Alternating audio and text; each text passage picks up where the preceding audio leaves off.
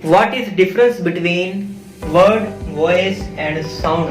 लफ्ज वॉइस और साउंड के दरमियान क्या फर्क है, जबकि इन दोनों का मतलब तो एक ही है, मतलब आवाज। ठीक है, तो वर्ड वॉइस यूज होता है लिविंग थिंग्स के लिए, किसी के मुंह से आवाज निकलना, किसी के मुंह से आवाज निकलना, जानवर के, इंसान के, किसी भी जानदार के मुंह से आवाज निकलना, उसके लिए हम वर्ड यूज करते हैं वॉइस। ठीक है, लिविंग थिंग्स के लिए वर्ड वॉइस यूज करते हैं। ठीक है, लिविंग थिंग्स के लिए।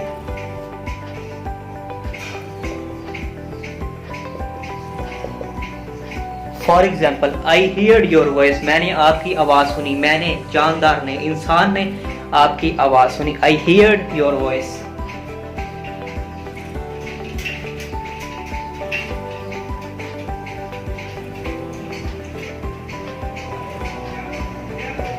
ठीक है, ये तो था वर्ड वॉइस। अब आते हैं साउंड की तरफ। तो दोस्तों, जैसा कि वर्ड वॉइस लिविंग थिंग्स के लिए यूज होता है, same here word sound non living things के लिए यूज होता है। लाउडनेस के लिए यूज होता है, जैसे कि स्पीकर की लाउडनेस होती है, मोबाइल के स्पीकर की लाउडनेस, आवाज, लैपटॉप की आवाज, कंप्यूटर की आवाज, उसके अंदर से जो सॉन्ग्स मूवीज चलती है उनकी आवाज के लिए हम वर्ड यूज करते हैं साउंड।